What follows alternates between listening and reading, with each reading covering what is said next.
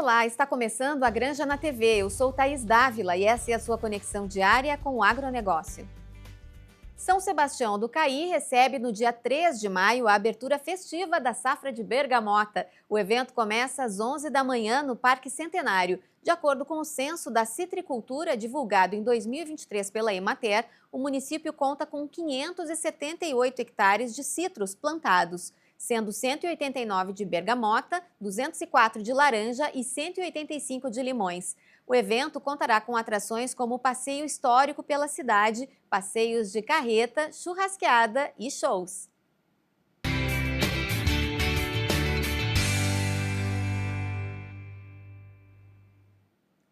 Aconteceu hoje a coletiva de imprensa que marcou o lançamento da 20ª edição da Jornada Nespro e Congresso Internacional de Criadores. O evento é uma parceria do Nespro com o Instituto Desenvolve Pecuária e tem o apoio da Farsul. O salão do 6º andar da Farsul estava cheio para a coletiva de lançamento da 20ª Jornada Nespro e o Congresso Internacional de Criadores. Em meio à crise que afeta a agropecuária gaúcha, Nespro e Instituto Desenvolve Pecuária apostam na capacitação dos produtores. Na verdade, nós somos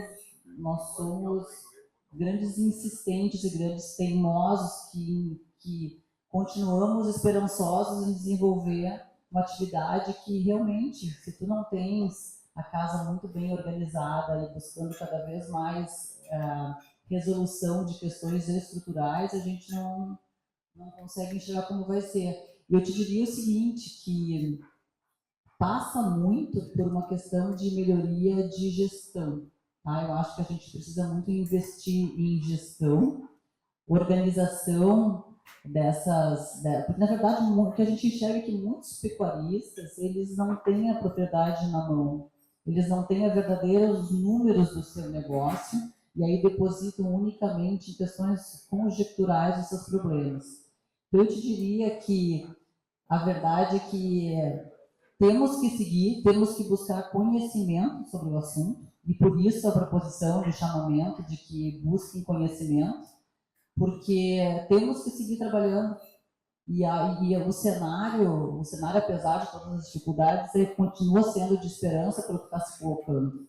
Em momentos de crise existem grandes oportunidades também, e eu acho que o Brasil tem que se colocar agora como grande foco dessa oportunidade. Nós realizamos uma primeira edição de algo muito delicado, nunca sabemos onde vamos chegar. E já estamos aí há 20 anos,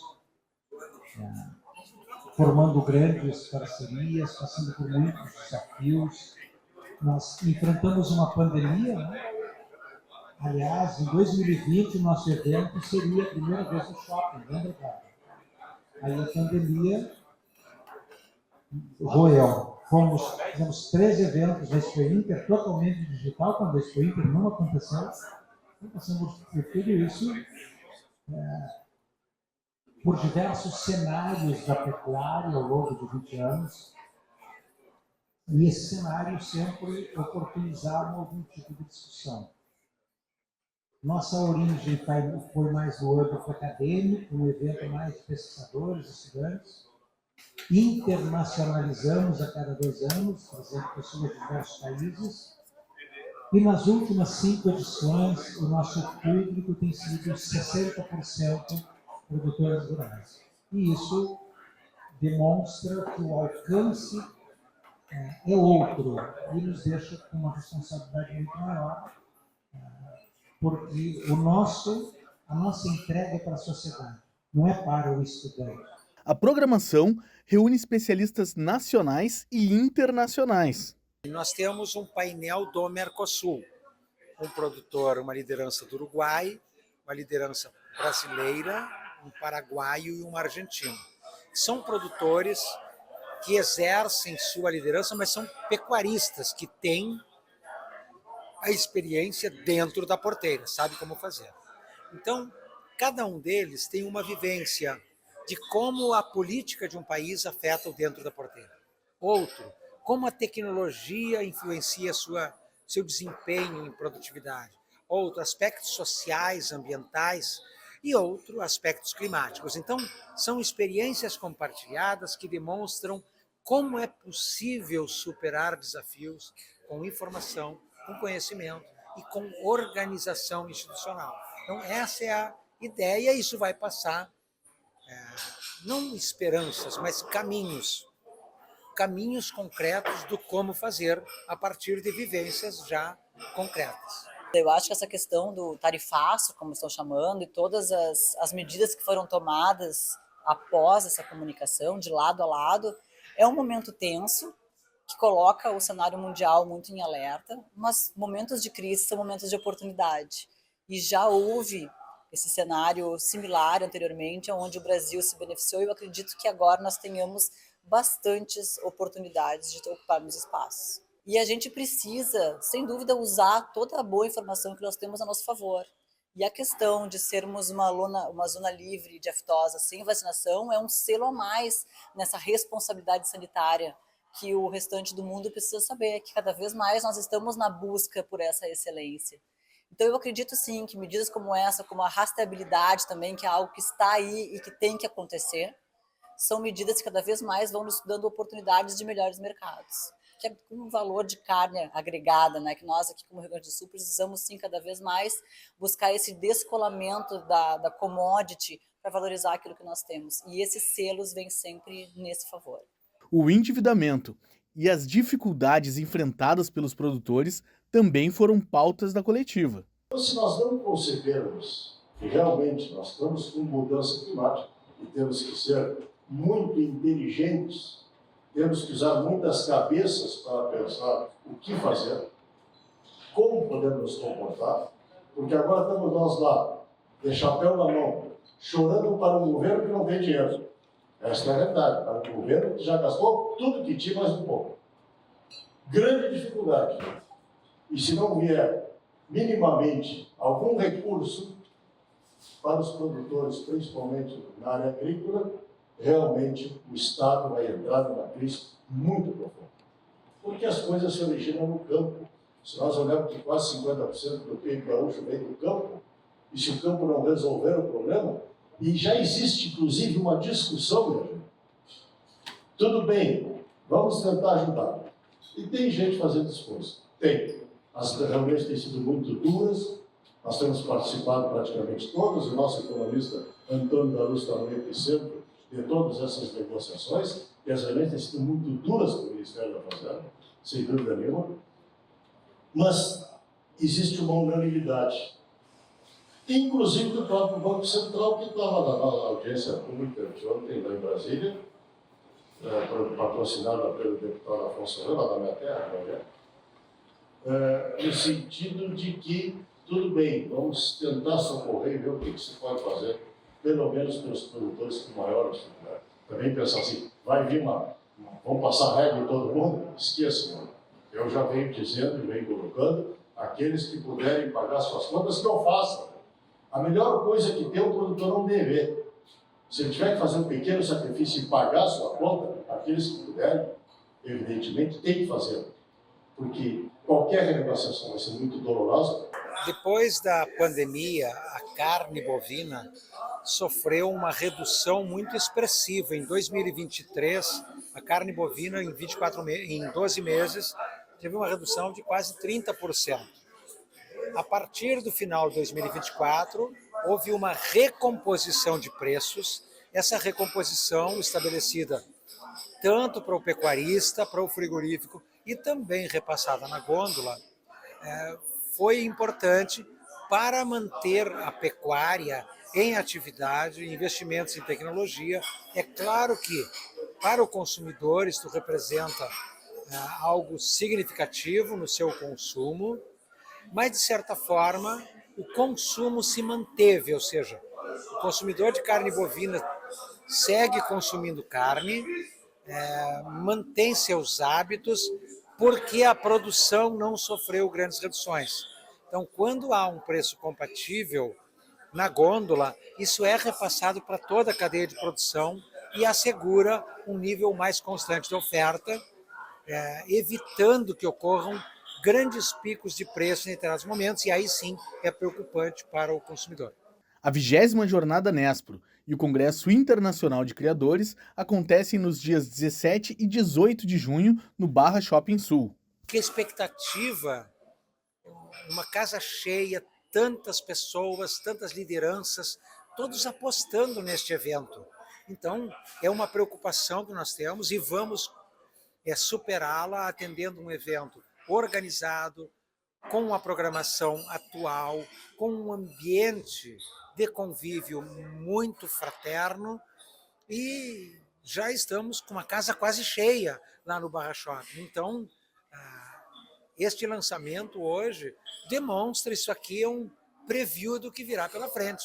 Discussões, a diretoria da Farsul fazendo seus comentários, direção da Faculdade de Agronomia, jornalistas, comunicadores, todos muito inseridos neste cenário que estamos preparando para apresentá-lo no dia 17 e 18 de junho.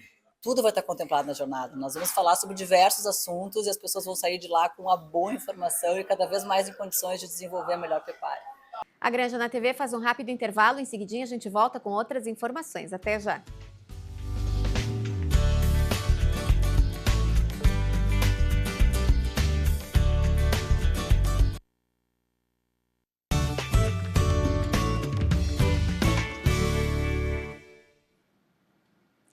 Estamos de volta com a Granja na TV.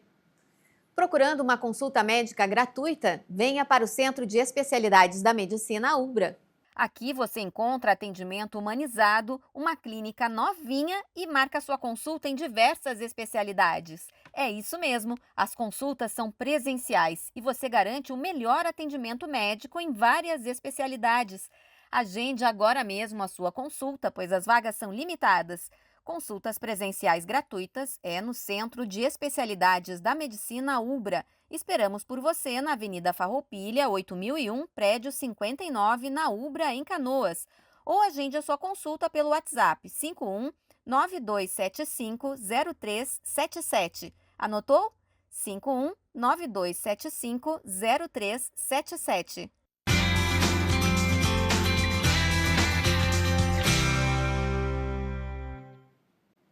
Quinta-feira é dia de falarmos sobre direito no campo com o advogado especialista em direito agrário, Francisco Torma. Tudo bem, Torma?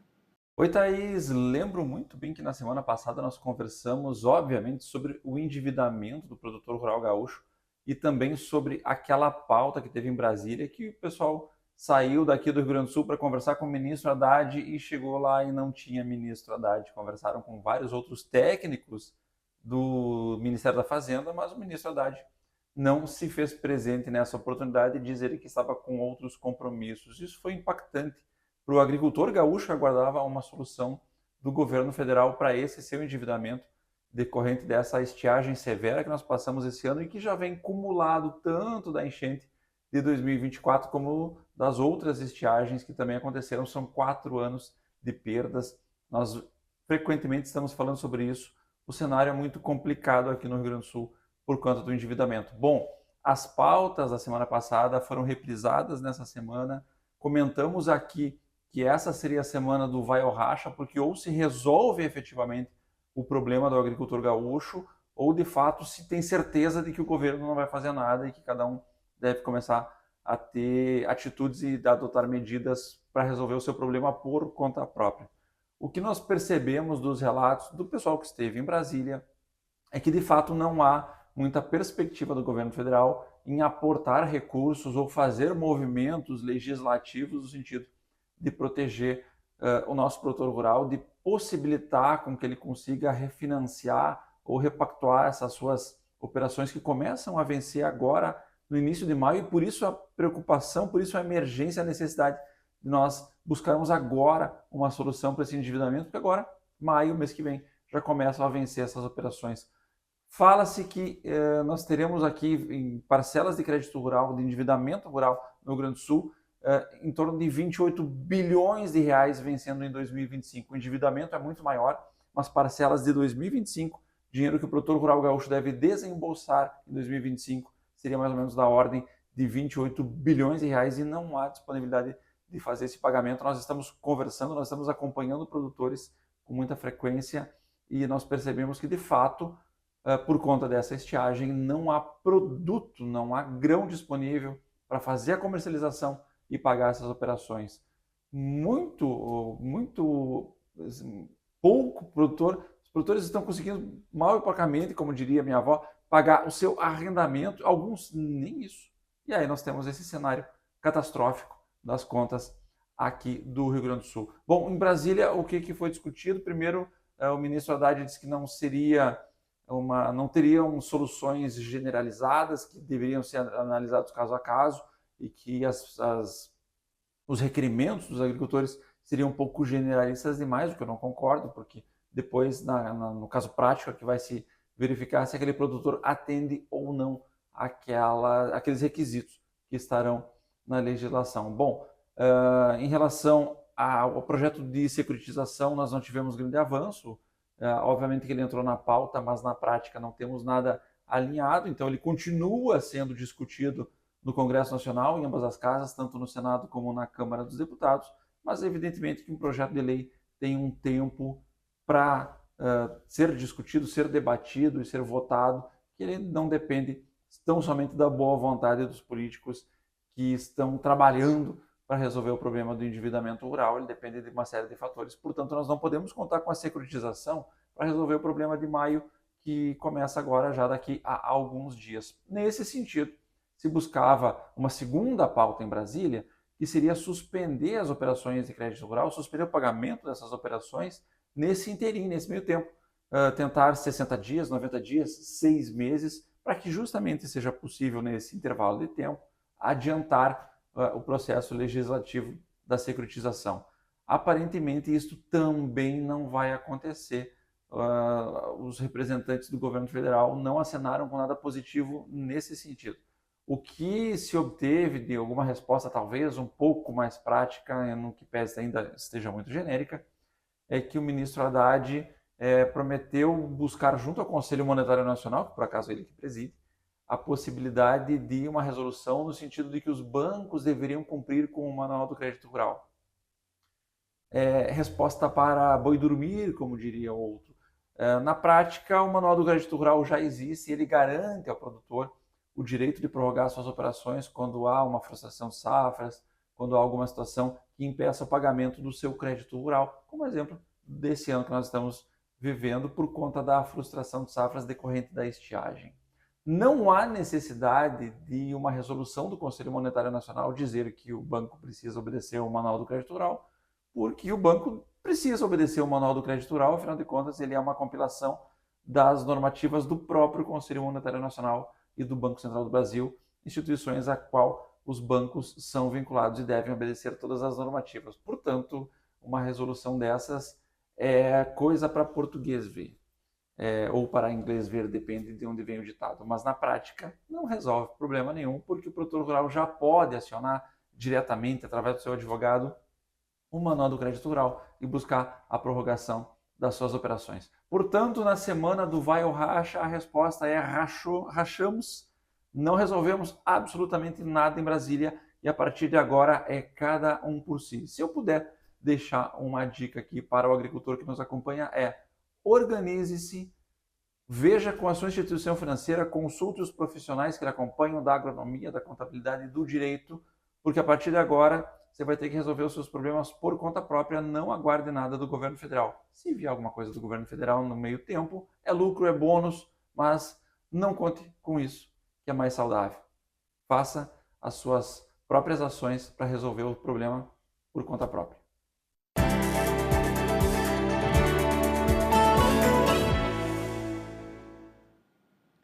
O presidente da Argentina, Javier Milei, anunciou o retorno dos impostos sobre exportações de produtos agropecuários do país, as chamadas retenções.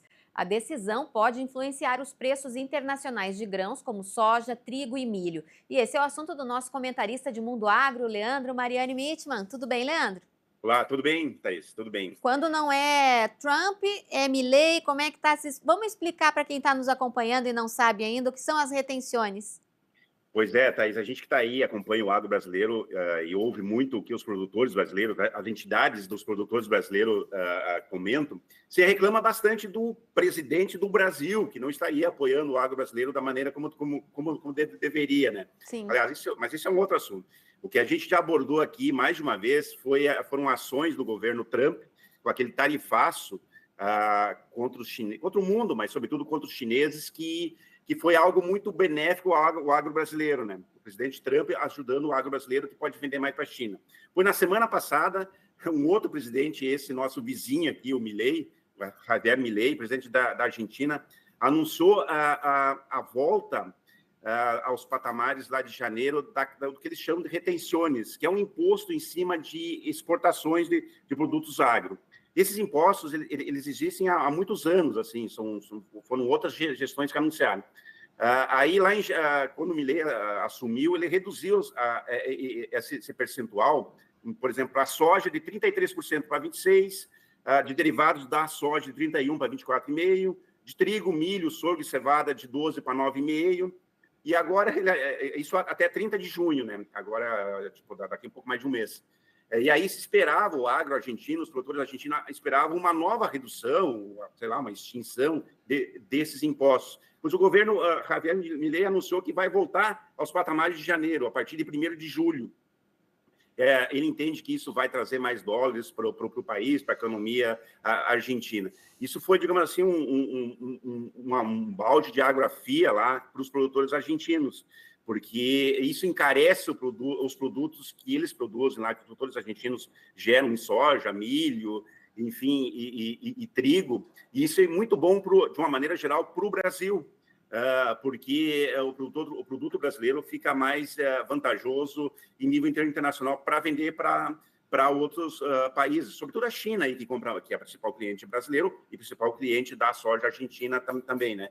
E isso, digamos assim, favorece o agro brasileiro, que ele passa a ter um produto mais competitivo, e também favorece o agro brasileiro, porque a Argentina, como é uma grande produtora mundial de soja, é até a terceira maior produtora mundial de soja, também uma importante produtora de milho, a partir do momento que se dificulta a exportação desses produtos argentinos, digamos, o preço em Chicago, que baliza todo o agronegócio mundial de soja e milho, ele melhora, porque, digamos assim, de certa forma, deixa mais escasso o soja e milho para o mundo. Então, além de todo esse problema que a gente já vem mencionando aqui, do Trump aí, que está prejudicando o produtor americano, porque impôs tarifas para os chineses que compram a soja, que vão ter mais dificuldade em comprar a soja americana e se voltarão para a soja brasileira, ainda acontece isso, né?